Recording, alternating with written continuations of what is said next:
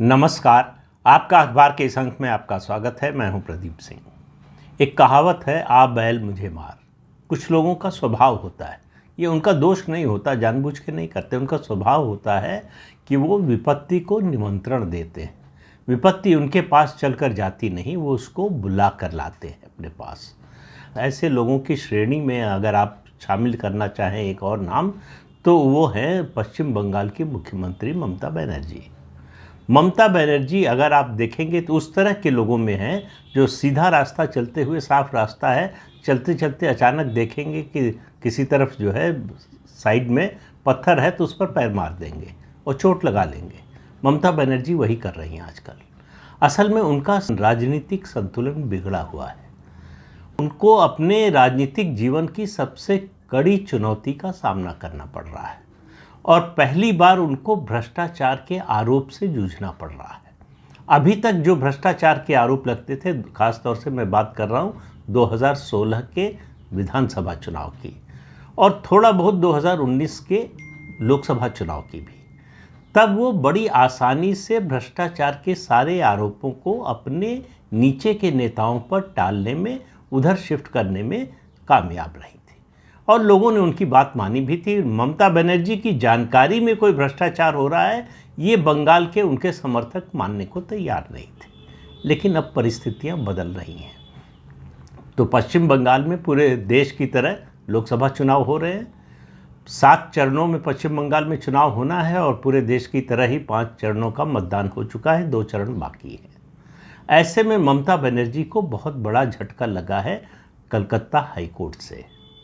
अब ममता बनर्जी के लिए ये नई बात नहीं रह गई है। मुझे भी ये कहते हुए कि बहुत बड़ा झटका लगा हुआ, अपने आप को ही बड़ा अजीब सा महसूस होता है कि ये कितनी बार बोलेंगे। ये बोलते बोलते हम थक चुके हैं हम लोग जो है, लेकिन ममता बनर्जी ऐसा करते हुए नहीं थकी हैं। वो वैसे तो राजनीतिक लड़ाई लड़ रही हैं 3 पार्टियों से। भारतीय जनता पार्टी उनकी मुख्य प्रतिद्वंदी है, उसके अलावा कांग्रेस और CPM, इन 2 पार्टियों से भी लड़ रही हैं। उनका कहना है, सार्वजनिक रूप से कहती हैं कि CPM और कांग्रेस को वोट देने का मतलब है BJP को वोट देना। तो उन्होंने एक तरह से कांग्रेस और CPM को BJP की B टीम बना दिया है। ये उनकी धारणा है। अब लोग मानते हैं इसको, नहीं मानते हैं, ये अलग बात है। पिछले चुनाव में, खासतौर से विधानसभा चुनाव की बात कर रहा हूँ 2021 की, कांग्रेस और CPM दोनों पार्टियों को एक भी सीट पर विजय हासिल नहीं हुई। बाद में एक बाई इलेक्शन में कांग्रेस 1 सीट जीती थी, उस जीते हुए विधायक को भी ममता बनर्जी ने TMC में शामिल करा लिया। तो इस समय पश्चिम बंगाल की विधानसभा में कांग्रेस और CPM का कोई प्रतिनिधि नहीं है, केवल BJP और तृणमूल कांग्रेस के प्रतिनिधि हैं। और तृणमूल कांग्रेस का बहुत बड़ा बहुमत है, इसमें भी किसी को कोई शंका नहीं है। लेकिन ममता बनर्जी का जो मैंने कहा राजनीतिक संतुलन बिगड़ गया है, उसकी बड़ी शुरुआत हुई 2021 के विधानसभा चुनाव के बाद।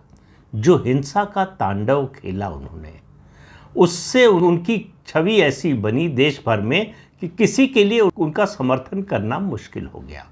ये अलग बात है कि उनका विरोध करने का मतलब होता BJP को फ़ायदा होगा, इसलिए बाकी विपक्षी पार्टियां चुप रहीं। ज़्यादातर ने चुप्पी का सहारा लिया और सिर्फ इस कारण, इसलिए नहीं कि ममता बनर्जी ने जो किया उसको वो सही मानते हैं, इसलिए कि अगर ममता बनर्जी की आलोचना करेंगे तो इससे भारतीय जनता पार्टी को राजनीतिक फ़ायदा होगा।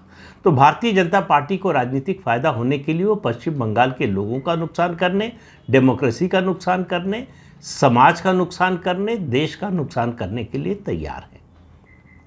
और दूसरी बात, तुष्टीकरण। ममता बनर्जी की सारी राजनीति के केंद्र में है तुष्टीकरण, कि हमको किसी तरह से जो मुस्लिम समाज है, जो आबादी का पश्चिम बंगाल में 30% है, वो पूरा का पूरा वोट मिलता रहे। और वो पूरा का पूरा वोट मिलता रहेगा और उसके साथ कुछ हिंदू वोट तो मिलेंगे ही, तो दोनों को मिलाकर हमारा विनिंग कॉम्बिनेशन बन जाएगा।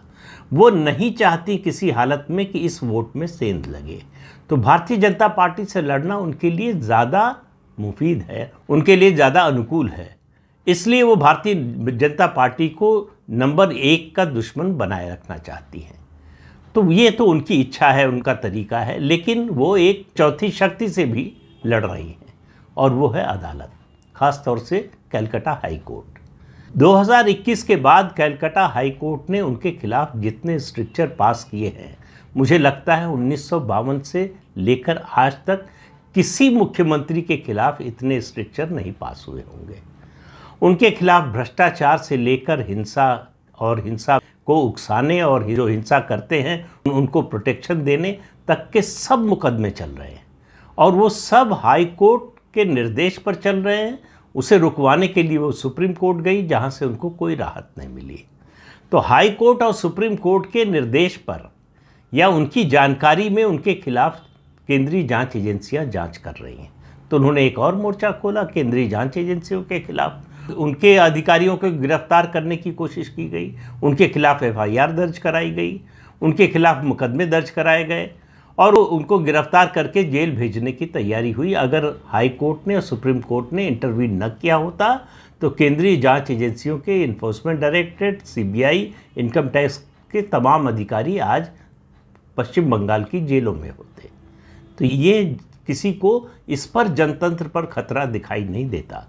आपको देश में कहीं से आवाज़ सुनने को नहीं मिलेगी कि पश्चिम बंगाल में डेमोक्रेसी खतरे में है, जहां केंद्रीय जांच एजेंसियां हाई कोर्ट और सुप्रीम कोर्ट के निर्देश पर भी स्वतंत्र और निष्पक्ष ढंग से और निर्भय होकर अपना काम नहीं कर सकती। उनका जो दायित्व है, संवैधानिक दायित्व है, उसका निर्वाह नहीं कर सकती। मैंने जो कहा कि झटका लगा है ममता बनर्जी को बीच चुनाव में, भारतीय जनता पार्टी उन पर लगातार आरोप लगाती है कि वो मुस्लिम तुष्टीकरण का खेल खेलती है। लेकिन उनको समझ में आने लगा है कि मुस्लिम तुष्टीकरण का खेल जो है जिस सीमा पर पहुंच गया है, अब उसका जो है काउंटर पोलराइजेशन पर असर पड़ने लगा है, यानी उसका रिएक्शन हिंदुओं में होने लगा है। तो 2011 से वो मुख्यमंत्री हैं पश्चिम बंगाल की। पहली बार 13 सालों में पहली बार पश्चिम बंगाल में रामनवमी की छुट्टी की, उन्होंने आधिकारिक छुट्टी की घोषणा की। और पहली ही बार हुआ कि तृणमूल कांग्रेस के कार्यकर्ताओं ने रामनवमी का जुलूस निकाला। ये है जनता के दबाव का असर। ये वो ममता बनर्जी हैं जो जय श्री राम का नारा लगाने पर पिटवाती थी पुलिस से और कहती थी खाल खिंचवा लेंगे।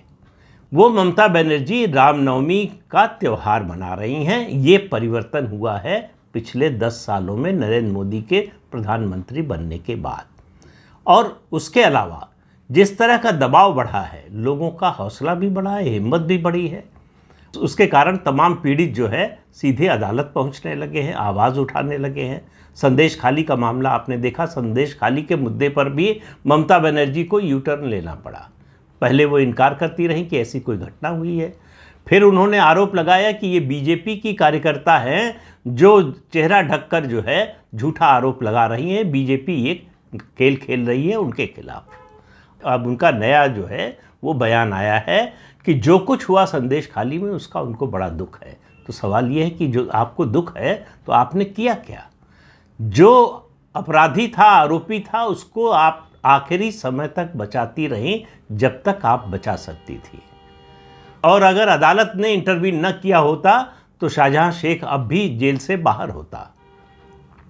तो ममता बनर्जी की मुश्किलें बढ़ती जा रही हैं। जिस तरह से उनके मंत्रियों के घर से कैश बरामद हुआ है, उनके मंत्री जेल में हैं, उनके नेता जेल में हैं, जिस तरह से उनके खिलाफ जांच चल रही है और जांच आगे बढ़ रही है, उनका परिवार भी, उनका भतीजा और भतीजे की पत्नी भी जो है जांच की आंच में शामिल हैं, उनसे भी जांच एजेंसियां सवाल कर चुकी हैं, पूछताछ कर चुकी हैं। तो ममता बनर्जी चारों तरफ से घिर रही हैं। केंद्रीय जो योजनाएं हैं उनमें जो घोटाला हुआ है उसकी जांच चल रही है। उसकी वजह से केंद्र सरकार ने उन योजनाओं का पैसा भेजना पश्चिम बंगाल को रोक दिया है, उससे उनको परेशानी हो रही है। तो वो आरोप लगा रही हैं भेदभाव का कि केंद्र की सरकार जो है भाजपा की सरकार है, इसलिए वो पश्चिम बंगाल के साथ भेदभाव कर रही है, हमारा पैसा रोक रही है। वो ये नहीं बता रही हैं कि भ्रष्टाचार का आरोप है, उसकी जांच हो रही है और उसमें बहुत सी चीज़ें प्रमाणित हुई हैं, इसलिए रोका गया है पैसा। आज जो बात है वो कलकत्ता हाई कोर्ट के फैसले की है। कलकत्ता हाई कोर्ट ने कहा कि 2010 के बाद, ममता बनर्जी वैसे याद रखिए 2011 में सत्ता में आई थी, ओबीसी की जो श्रेणियां बनाई गईं उन सब को रद्द किया जाता है, वो सब गैर संवैधानिक हैं। 2012 में एक नियम बनाया राज्य सरकार ने और उसके तहत जो है वो 83 श्रेणियां बनाई ओबीसी की, उसमें से 77 में मुसलमान रखे गए। यानी ओबीसी कैटेगरी में मुसलमानों को आरक्षण देने का ये खेल खेला गया। और बड़ा स्पष्ट निर्देश है जो संवैधानिक व्यवस्था है कि सामाजिक, आर्थिक और शैक्षणिक रूप से पिछड़ा कौन है, इसका निर्धारण पिछड़ा वर्ग आयोग करेगा। तो ये 1993 में बना था पिछड़ा वर्ग आयोग, और उसके बाद राज्य में भी बना। राज्य में पिछड़ा वर्ग कल्याण आयोग बना है। हाई कोर्ट का, सुप्रीम कोर्ट का आदेश है, और ये संवैधानिक व्यवस्था है कि कौन जाति या कौन व्यक्ति किस कैटेगरी में आता है ओबीसी की, या किसी और कैटेगरी में आता है, इसका निर्धारण जो है वो आयोग करेगा। और वो आयोग करेगा एक शोध के बाद, जांच पड़ताल के बाद, कि वो दरअसल वो श्रेणी जिसको ओबीसी में शामिल कराने की बात हो रही है, मांग हो रही है, वो दरअसल शैक्षणिक, सामाजिक और आर्थिक रूप से पिछड़ा है कि नहीं, उस वर्ग में आता है कि नहीं। अगर वो ऐसी रिकमेंडेशन देगा कि ये आता है, तो वो मुद्दा जाएगा विधानसभा में। विधानसभा से जब वो पास होगा तब वो कानून के रूप में लागू होगा। आज हाई कोर्ट ने कहा कि 2010 के बाद जितनी श्रेणियां बनी हैं ये ओबीसी की, उन सबको रद्द किया जाता है। यानी सरकार ने मनमाने ढंग से पिछड़ा वर्ग आयोग की अवहेलना करके उसकी रिकमेंडेशन की, बल्कि उससे सलाह भी नहीं लिया।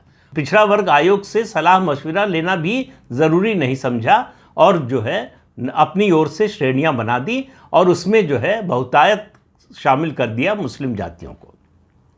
तो मुसलमानों को पिछड़ा वर्ग के रास्ते से आरक्षण देने का रास्ता खोल दिया ममता बनर्जी ने। ये खेल कर्नाटक में भी हुआ, ये खेल जो है और कई राज्यों में हो चुका है, और ममता बनर्जी ने उसकी इंतहा कर दी। कर्नाटक में भी इंतहा हुई कि सारे मुसलमानों को, पिछड़े हैं वही नहीं, पिछड़े वर्ग की श्रेणी में आते हैं उन्हीं को नहीं, सारे मुसलमानों को ओबीसी घोषित कर दिया। विरोध यहाँ से शुरू हुआ। विरोध इस बात पर नहीं हुआ कि मुसलमानों को ओबीसी के किस श्रेणी में रखा गया, विरोध इस बात से हुआ कि अगड़ा पिछड़ा सारे मुसलमानों को जो है वो पिछड़ा वर्ग में शामिल कर दिया गया। तो कलकत्ता हाई कोर्ट ने कहा कि अब ये जो सर्टिफिकेट ओबीसी के जारी किए गए हैं किसी भी रोजगार के लिए मान्य नहीं होंगे, लेकिन ह्यूमैनिटेरियन ग्राउंड पर जिन्हें अब तक इसका लाभ मिल चुका है उन्हें नौकरी से निकाला नहीं जाएगा। ये तो हाई कोर्ट का आदेश आ गया। हाई कोर्ट का आदेश का मतलब है संवैधानिक कोर्ट है। सरकार, कोई भी सरकार हो, किसी भी पार्टी की हो, कोई भी मुख्यमंत्री हो, उसके लिए मानना आवश्यक है, संवैधानिक बाध्यता है। लेकिन ममता बनर्जी संवैधानिक बाध्यता को मानने वाली नेताओं में नहीं है। उन्होंने पब्लिक रैली में कहा कि वो लोग, उनका इशारा था हाई कोर्ट की बेंच की तरफ, जो भी फैसला देना हो, जो भी कहना हो कहते रहें, मैं इसे नहीं मानूंगी। अब आप बताइए कि कोई मुख्यमंत्री इस तरह का बयान दे सकता है सार्वजनिक रूप से? अपने ड्राइंग रूम में बैठकर वो कुछ भी बोल सकता है, लेकिन सार्वजनिक मंच से कोई चुना हुआ मुख्यमंत्री हाई कोर्ट के फैसले के खिलाफ इस तरह से नहीं बोल सकता। और अगर बोलता है तो फिर उसको अपने पद पर बने रहने का अधिकार नहीं है। तो मैं आज के इस बयान के जरिए कह रहा हूं कि ममता बनर्जी अपनी सरकार की बर्खास्तगी की पृष्ठभूमि तैयार कर रही हैं, उसका आधार तैयार कर रही हैं। जिस दिन केंद्र सरकार को ये तय करना होगा कि पश्चिम बंगाल में राष्ट्रपति शासन लगाना है, ममता बनर्जी की सरकार को बर्खास्त करना है, उसके पास कारणों की कोई कमी नहीं होगी, और अदालत के लिए उसको न मानना बड़ा मुश्किल होगा। अगर कोई मुख्यमंत्री किसी भी राज्य का हो, किसी भी पार्टी का हो, वो कहता है कि वो हाई कोर्ट के फैसले को नहीं मानता, जरा कल्पना कीजिए कल को जो है केंद्र सरकार कहे कि वो सुप्रीम कोर्ट के फैसले को नहीं मानती, तो इसके बाद अराजकता ही बचती है, और तो कुछ बचता नहीं है। केंद्र सरकार के पास जो है अधिकार है कि सुप्रीम कोर्ट ने कोई फैसला दिया है तो वो संसद के जरिए नया प्रस्ताव लाकर उस फैसले को बदल सकती है, लेकिन वो ये नहीं कह सकती कि जब तक वो फैसला लागू है उसे लागू नहीं करेगी।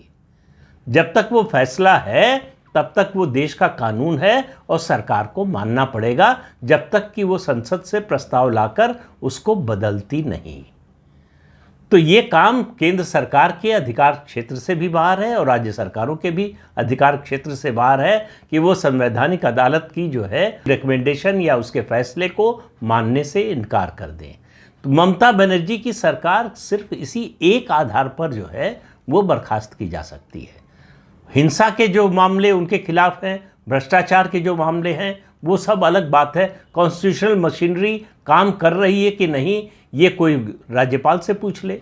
जिस तरह से राज्यपाल पर हमला हो रहा है, उन्होंने किसी संवैधानिक संस्था को छोड़ा नहीं है जिस पर उन्होंने हमला न किया हो।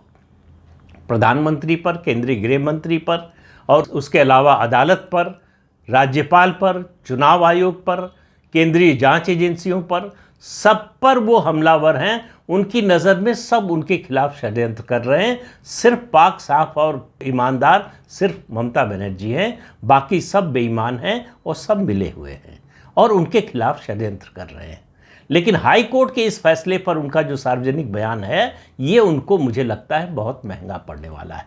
आप 4 जून का इंतज़ार कीजिए, उसके बाद ज़रूर पश्चिम बंगाल में कुछ न कुछ ऐसा होगा जिसकी हम आप आज उम्मीद नहीं कर रहे हैं।